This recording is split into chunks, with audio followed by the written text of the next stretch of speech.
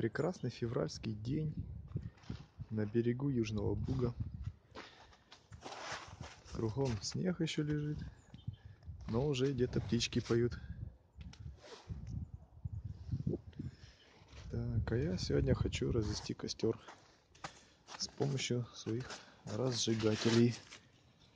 Вот таких вот пропитанных воском ватных дисков.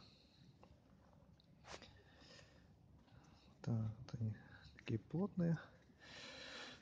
Так как сейчас влажность высокая, сухих дров найти проблематично на полу, по крайней мере на земле. Для этого я немножко наломал сухих веток с дерева, буквально чуть-чуть, так чтобы хватило для поддержания костра некоторое время. Сделал такой небольшой фиглам из тонких досочек, веточек. Сейчас распылю, вот так вот сюда подставлю. И посмотрим, как оно быстро разгорится и долго ли будет гореть этот диск. И удобно ли это вообще.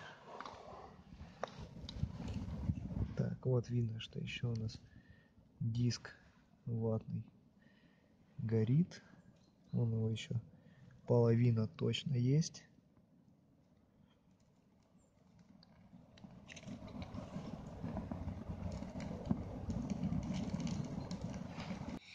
Вот такие вот охотничьи спички. Удобно использовать на ветру. Что ж, друзья, я не ожидал даже сам, что такого диска не хватит. Может даже не хватить для того, чтобы разжечь небольшой костер. Вот диск перегорел, и осталось всего лишь несколько обугленных дровишек.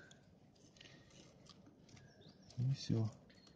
Ну, недаром дрова сырые. Видать, сильнее, более сырые, чем я ожидал. Сейчас мы попробуем еще один диск. И уже на более сухие дрова. На эти же, конечно. Посмотрим, что он скажет нам в этот раз. Чтобы распылить диск, его лучше сначала немножечко распушить, добраться до самой ваты, чтобы от спички он быстрее, легче загорелся. Так, попробуем.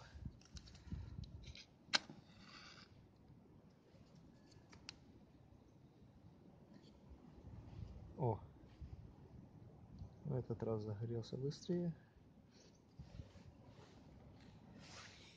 Отлично. Так, теперь его поставим так, чтобы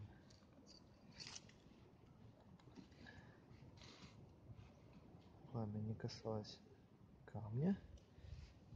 При этом, чтобы можно было выстроить тут такой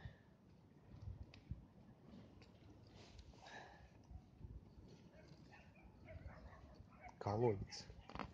Будем разжигать костер в форме колодца.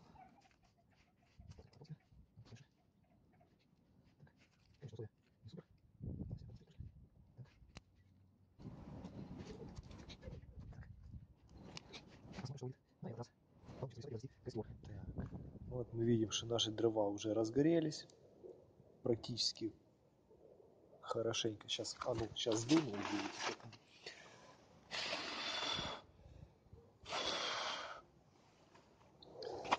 Видно, что горит.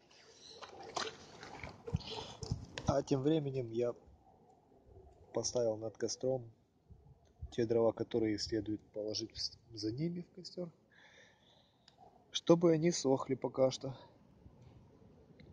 Так им будет проще потом загораться, когда придет их очередь. Вот так вот.